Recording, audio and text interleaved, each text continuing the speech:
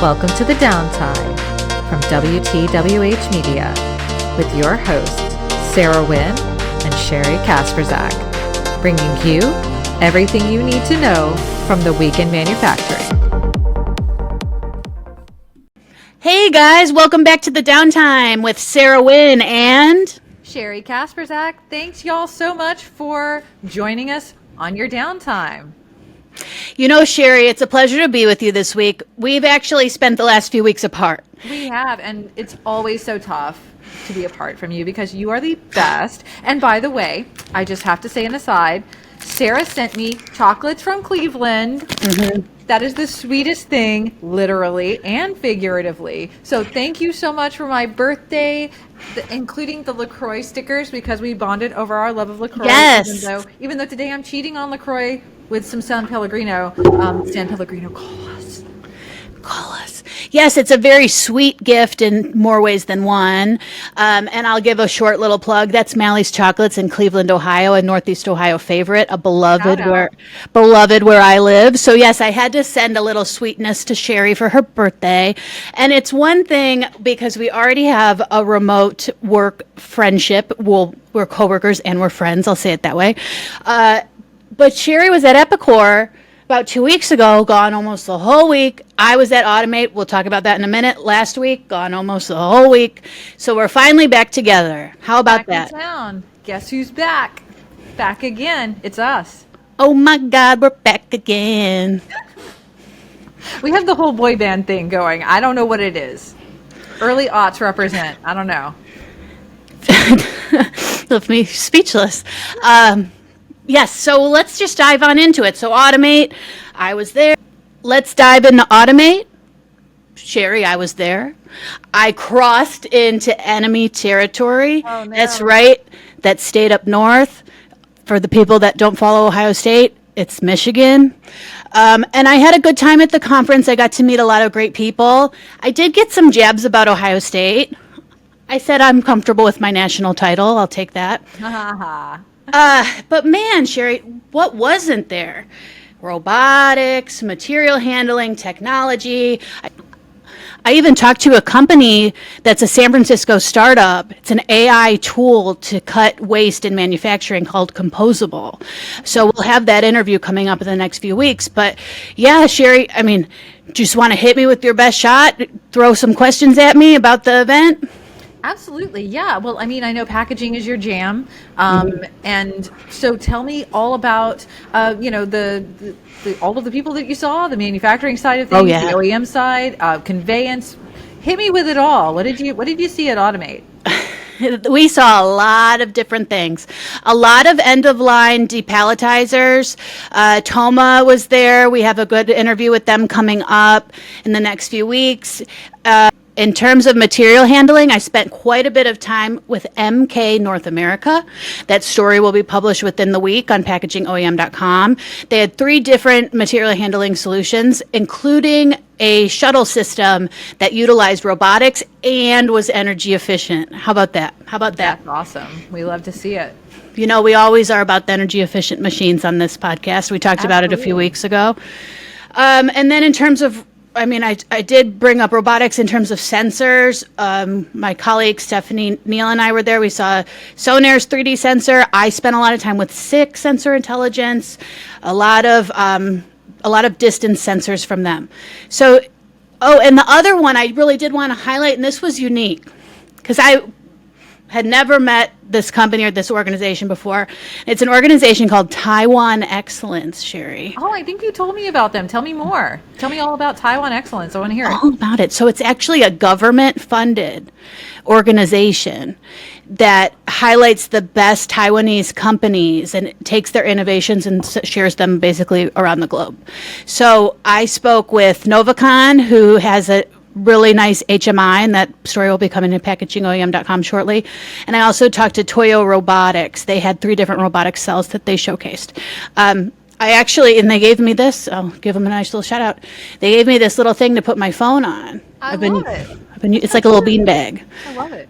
And Margaret, she helped organize everything. She's unfortunately a Michigan fan, but she did help with that. So in terms of material handling, big topic. We talk about a lot with packaging. Let's, Sheri, transition for a minute to talk about Ryson and their spiral conveyors and bucket elevators. That was one of my favorite things to see at Pack Expo Southeast with you. They were so great to talk to. Our buddy Bill over at Ryson. Yeah, he's a hoot.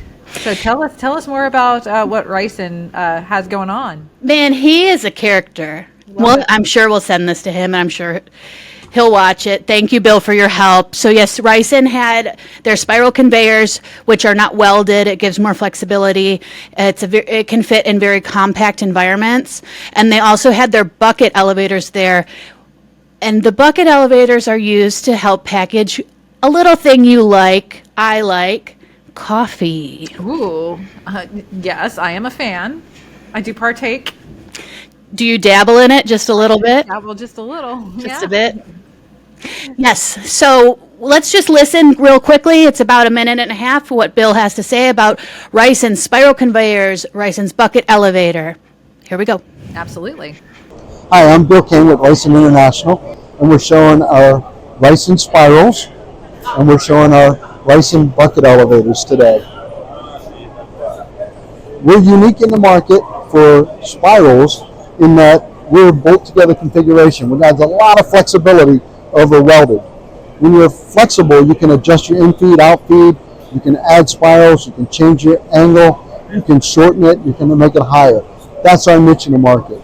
We want to give you the right spiral for the right conveyance. We're going to take the right product, and we're never going to have a jam if we follow the right recipe for that. Now, if we move over to the bucket elevator, this is also a vertical conveyance. We take product in, we bring it up, and we drop it out. It's in all the industries. It's in food, for chocolate manufacturers, candy manufacturers. It's in gravel. It's in chemicals. We use them in coffee beans. A lot of coffee beans get put in, they get taken up, they get put into a grinder or a urn where it's made into coffee. It can be made with a very variable plethora of things to put in there. Even nuts and bolts, we can do kitting with it. If you have multiple inputs, you can put nuts and bolts and washers, and it can come out into a kit on the other side. We can go up and over a walkway and bring it down cheaper than you can convey it with 2 VRCs and a bunch of conveyor. We use a pendulum bucket so the product stays oriented the whole time.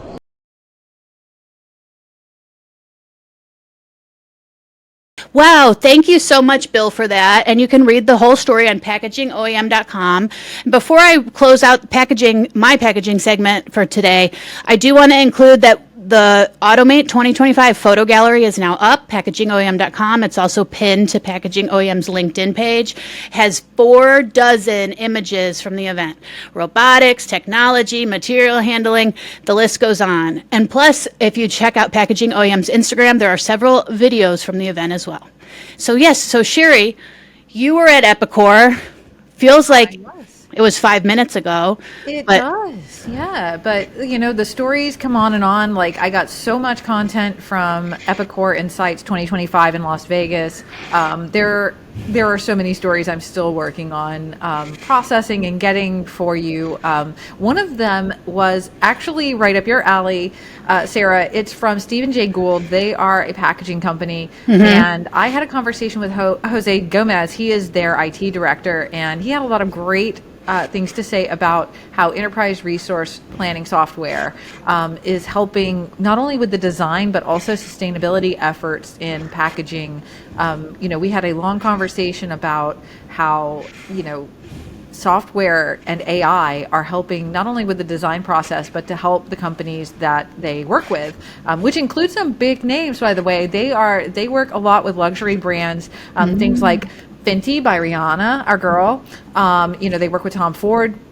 So they work with a lot of big name luxury companies, and some of the requirements that they have, they are more upscale. They have like some material requirements that maybe some other brands might not have. And we talked a lot about how artificial intelligence and ERP software can really help them, meet those standards.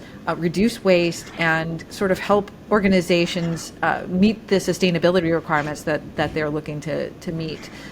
So why don't you have a listen to our conversation with Jose from Stephen J. Gould. Hey there, we're here at Epicor Insights. We are here with Jose Gomez. He is the IT director for Stephen Gould. So tell us a little bit about Stephen Gould, your role there. Just give us a little bit of background. Sure. Yeah, Stephen Gould is a global packaging multinational. We got 42 plants in the United States, 8 companies across the world.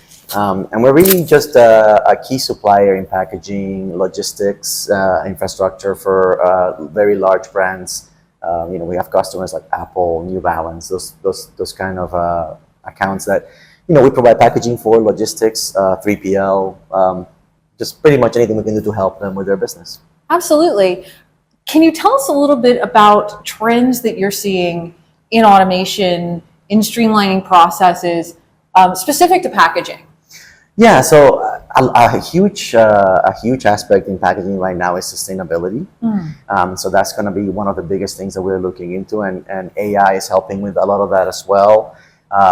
We can use AI to help us with our designs. So that's something that we've been exploring significantly at Stephen Gould. We have a huge designer team that helps us design all our packaging, and now we can make some of that a use of AI to help us enhance and automate some of the production value, some of the designs with packaging. So that has been a pretty big boom for our business. Absolutely, yeah. I was going to ask you about sustainability. It's such a big initiative for so many companies. Tell me a little bit about how AI and automation is sort of assisting with those sustainability efforts. So, a lot of the sustainability aspects that we're looking at is, how can we reduce the footprint of our packaging, carbon emissions and all those things. So we're using, for example, Epicor just rolled out their carbon roll-up features. And so we're starting to incorporate that into our process. So as using our ERP to determine, how carbon neutral can we make our packaging. We are also using AI to help us design some of the more intricate patterns that are more difficult for us to manually do. We can kind of use the AI tools that we've used, like ChatGPT, Copilot, and things like that, to help us with the design aspects of that, which reduce the amount of cardboard that we use in some of our packaging. Absolutely. I know that Stephen Gould works with a lot of luxury brands when it comes to packaging for things like Fenty from Rihanna, Tom Ford. Is there like a way that automation can help you sort of cater more to those upscale clients that may have really specific packaging needs? Yeah, using ERP, using some of the automation tools, we just implemented Automation Studio, which is another automation tool that we're using to kind of bring together our supply chain into the ERP a little easier. So we can take orders directly from our customers, from their e-commerce, Shopify, those kind of stores, and bring those directly in through our ERP for fulfillment with packaging and things like that. So that has been a significant help for us. Before we had ERP, before we had the automation capabilities, it was a lot more manual of a process. Right.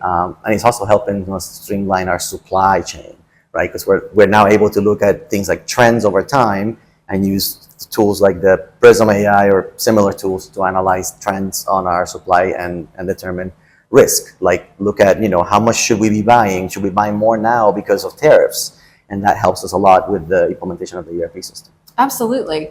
Talk to me a little bit about things like material selection. Is that something that you can automate? Can you kind of say, we're looking to design this particular packaging? What are the best options when it comes to things like materials? I know you hit on sustainability, but is there a way that you can kind of automate or at least sort of simplify the selection process for materials? Yeah, that's not something that I have directly had any involvement in, Sure. But I know that our design team is definitely looking at just different tools to streamline what they choose and particularly where they source it from right now, particularly with all the issues with tariffs and things like that. So we're definitely looking at streamlining where we buy things from based on the risk that comes along with that area. But I haven't been directly involved in that process. Sure. Yeah, you mentioned tariffs, and that's something that's on everybody's mind. How are you utilizing ERP tools to, kind of look at where you're getting where you're sourcing and where you can kind of shift gears and kind of get around the tariffs uncertainty that we're seeing?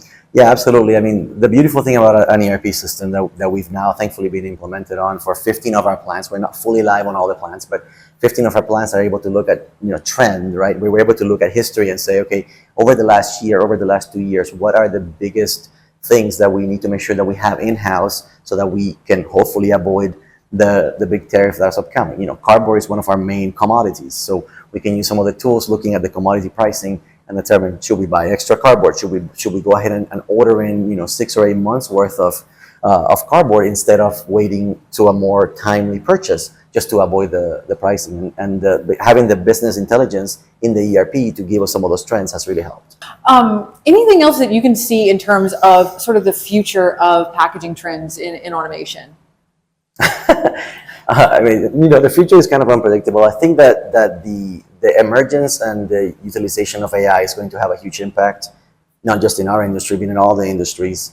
And so we're just, looking forward to using those tools more and more and incorporating them in our day-to-day to help us deliver faster, better, more reliable products to our customers. That was a great conversation, Sheri. Thank you for sharing that with us. Absolutely. So, Sarah, if there's one thing about you, it's that you are always winning. Oh. And next weekend, it's the unofficial start of summer. Would you say that it's officially the summer of winning content? Whew. Sheri, key to my heart.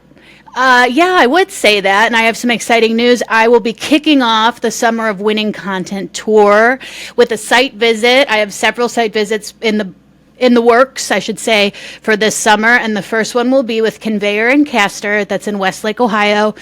Of course, it's in Northeast Ohio, people. That's what I'm all about. I will be talking to them next week about material handling, hopefully bring a decent conversation back so we can air it on the podcast as well. So yeah, the Summer of Winning. Love it. So Sheri, Yes. not only is summer officially kicking off within the week, but the Summer of Winning Content tour will be as well. Nice. Yes. We love it. We love winning. All I do is win. Put my little van back where it belongs. The van did go to Detroit, and there is a photo on my LinkedIn. MK North America let me take a picture of it on their VersaFlex conveyor. We Very love cool. it.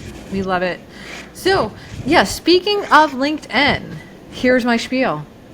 Now, if you are not following us on LinkedIn, what are you doing? Go follow us at the Downtime on LinkedIn. You can find us also on Instagram at the.downtime. You can find us on SoundCloud. You can find us on YouTube and Spotify. And if you are not following us, you really should. We are hilarious, and we give you everything you need to know about the week in manufacturing, packaging, engineering. We cover a whole wide swath of things that you need to know about what happened during the week of manufacturing. So you need to go follow us. LinkedIn, Instagram, SoundCloud, Spotify, and YouTube. Thanks. All right. So, Sheri, before we head out today, I did want to bring up the new research report from Plant Engineering. Absolutely. Thank you so much for bringing that up. Our team over at Plant Engineering, we did a deep dive into tariffs. And if you're in manufacturing, chances are you're going to want to know about tariffs. We have a lot of data that we've collected from a lot of our sources. We were very fortunate to get a ton of responses from our call for data. And we have that data, a data research report available at plantengineering.com. I will link it below. I'll link it in the comments. I will link it over at our LinkedIn page. So please go check out that data report. It's very insightful. I think you'll find a lot of really surprising answers to how manufacturers are navigating the tariff environment that we're currently living through. I think you'll want to go check that out. So plantengineering.com, and we'll link it on the podcast LinkedIn page and in our comments. Awesome. Yeah, thank you, Sheri, for sharing that. Absolutely. Yeah. I mean, tariffs is a topic that I think is going to be impacting a lot of people in supply chain, manufacturing, materials handling, warehousing. It crosses a lot of topics. So a lot of subject areas. So Tariffs, they're not just for politicians. They impact manufacturers, they impact businesses in various ways. And the report on plantengineering.com, very insightful. I was looking at it this morning. We'll go check it out.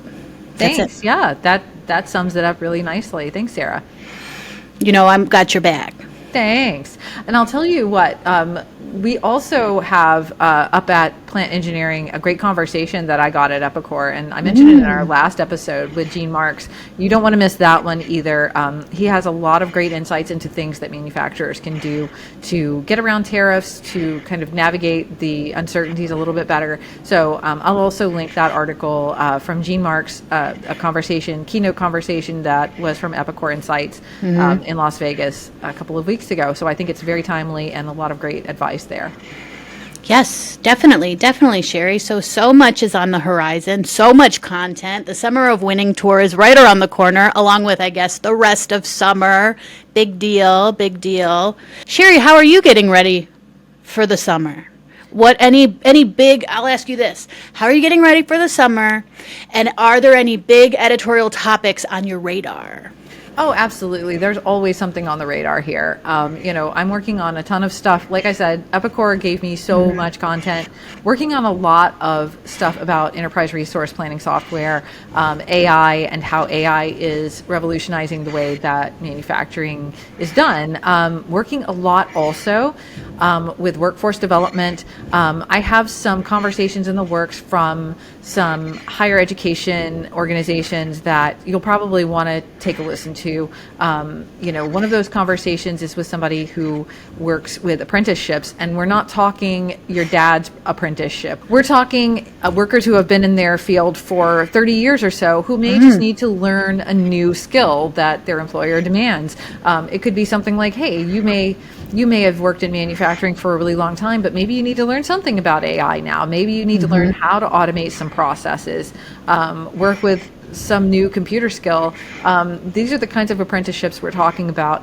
And there's a lot of value there because I think that we do have a skill gap in engineering and manufacturing. And I think the more that people who are in those industries can kind of refresh what they know or brush up on a new skill, the better off they'll be. So we'll have a lot of content around workforce development and how a lot of employers are trying to bridge that manufacturing skill gap. Awesome. How about And you, sh- Sarah? I'm sorry, go ahead. And Sheri, can you remind us the websites or where they can find this content this summer? Who they should be following? It's going to be both at Plant Engineering and Control Engineering, so we can link that when it's available. But still in the works. We're still doing interviews and getting that content together. So Still getting it together, We're but still it getting it together. Yeah. doesn't mean you can't follow now for That's what's coming true. out. Absolutely. Go follow us. Plant Engineering, Control Engineering, Consulting Specifying Engineer. Speaking of Consulting Specifying Engineer, did you know that you can go over to csemag.com and look at our 40 under 40. They are some impressive people. If you have not been over or you don't know anything about 40 under 40, these are some amazing engineers, people who are just standing out in their industry. You're going to want to go check out the 40 under 40, csemag.com/40 under 40. So we will link it here. You can check out all of the winners. They are remarkable people. So check out Consulting Specifying Engineers, 40 under 40. Thank you, Sheri. Yeah, it's definitely worth a read. Very impressive people, very talented individuals. Sheri and I were both part of helping put it together. So I appreciate you bringing that up, Sheri. Thank you. Absolutely. Yep. We're really proud of everyone and thanks to everyone who participated. Yes, so now that we're kind of getting to the end of the show a little bit, we're almost there, Sheri. Is there anything else you want to highlight? What are you working on? That's what I want to know. What have you got coming up, Sarah? What do I have? I'll open up my Monday board and I'll tell you. I have 12 solid stories from Automate. One is already done. The other stories, one is composable, which I mentioned before. That's the AI that assists in lessening materials in manufacturing. Taiwan Excellence. I have 2 stories coming from companies related to them, Novacon and Toyo. I have another story on SICK. I did the sensing cam story. We featured it on the podcast a few weeks ago. And SICK also had a wide variety of sensors on display, so stay tuned for that. Some other stuff. Oh, and how could I forget? Sheri and I was also at Bosch Rethro's booth for quite a bit at Automate. The whole team was so kind to me. We did control systems. We did linear motion. We talked about their MT Pro software that machine builders, OEMs can use to build VarioFlow conveyors, which we have a story on those at packagingoem.com. So it will be a pretty exciting story to put it together. And then the last one I'll say is SEW Eurodrive. Great team. They were so kind to me, so kind to us. We might have them on the podcast. Various motor solutions for use in packaging machinery. That one's coming up. That's a nice, solid interview that will probably air on the podcast too. Can't wait. That sounds great. And then I swear this is the last one. Zebra Technologies, RFID solutions, that's radio frequency identification technology, which is not new, but they're really revolutionizing it and helping it grow. They also had their scan tunnel, which can read a variety of barcodes. We talked about barcodes a little bit, maybe a week or two ago, Sheri. So yes, I have quite a bit on my plate. I've got a lot to do. I just have to do it. Just get to it. We can't wait. Thank you. Awesome. So I think this about wraps it up for this week's episode of The Downtime. Thank you all so much, and thank you, Sarah. We always appreciate you, and we appreciate you for spending your downtime with us. Go Buckeyes, baby! Sheri, thank you so much. Another great episode of The Downtime is in the book. Signing off from The Downtime, it's Sarah Wynn and Sheri Kasperzak. Catch y'all in the next one. Bye.